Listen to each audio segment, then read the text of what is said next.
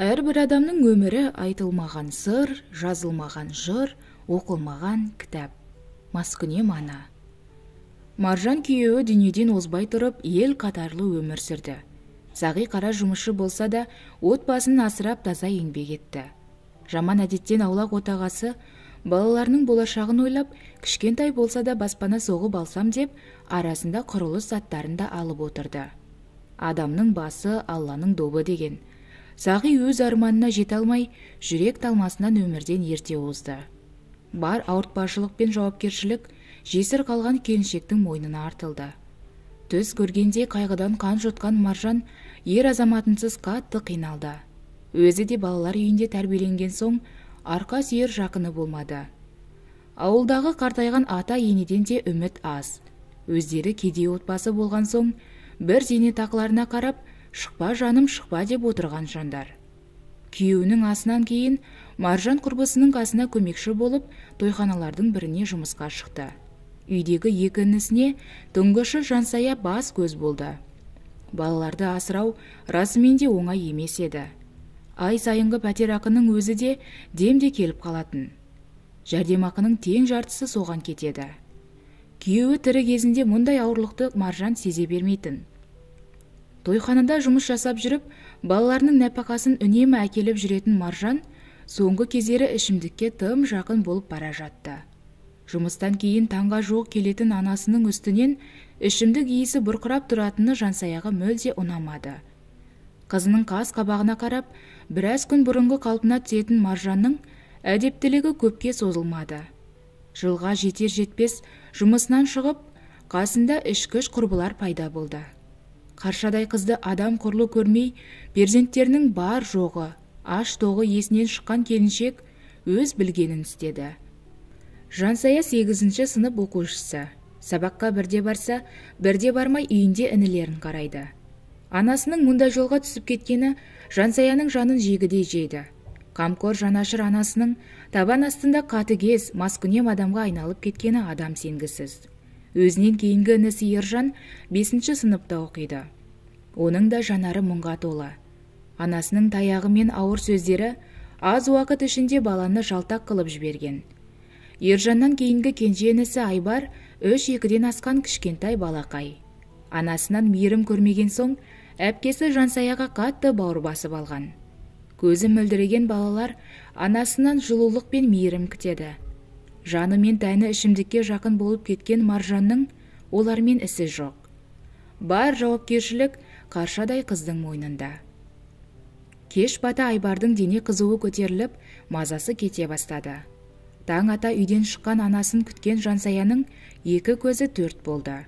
Көршілерінен дәрі сұрап, жан ұшыра жеткен әпкесі лезде Айбарға су мен дәрісін беріп, аз да болса ыстығын түсірді.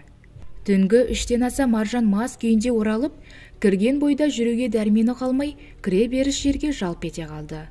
Қара терге түскен қаршадай Жансая, інісі Ержан екеуі аналарын сүйреген күйі орнына зорға жатқызды. Інісін қарап, анасының жексұрын күйін уайымдаған қыз таңға дейін көз ілмеді. Таң ата Айбардың көңіл күйі жақсарып, беті бері қарағаны әпкесін қатты қуантты. Көрші берген сүтті қайнатып ботқа жасап, кішкентайдың бар жағдайын жасады. Інісі үшін алаңдап, сабаққа да бармады. Ержанды шығарып салып, үйді реттестірді. Анасының бөлмесінен арақтың иісі мүңкіп, Жансая терезені ашып бөлмені желдетті. Анасының әзірге оянар түрі жоқ.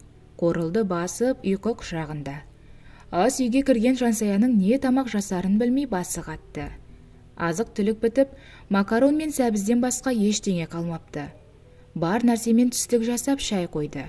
Тамақтың иісі мұрнына барды ма, басы сынды ма, Маржан ұйқыдан оянып ас үйге беттеді. Шашы дуда-дуда, көзінің алды ісіңкі. Беті қолы жуылмаған анасына ашулы келген қызы: «Түнде сылқия тойып кеш келдіңіз. Айбар қатты ауырып, дене қызуы көтерілді. Үйде дәрі де, азық түлік те қалмады.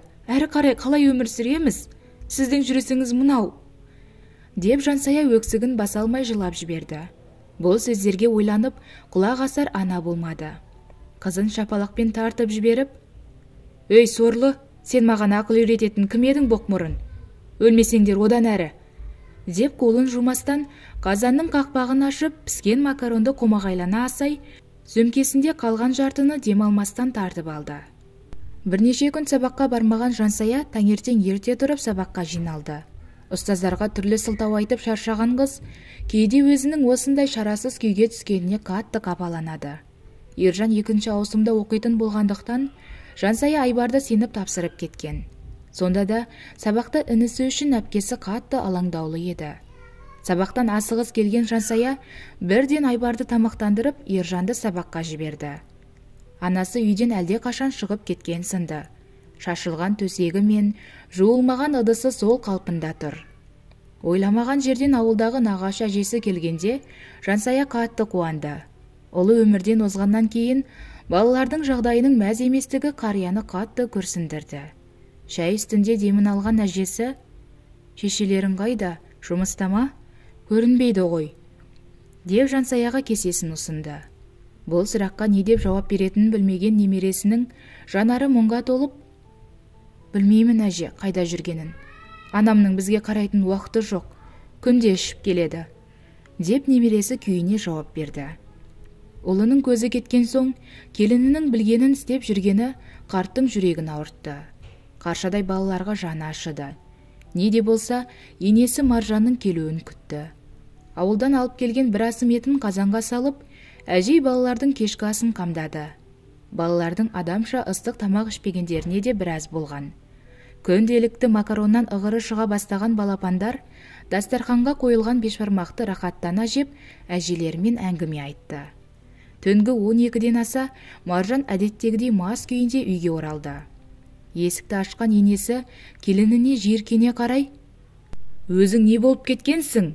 Балаларды ойламайсың ба, ұяттан безген», деп ашулана жұлқыған күйі бөлмесіне жатқызды. Маржан бір нәрсе айтуға оқталып еді, тіпті шамасы келмеді.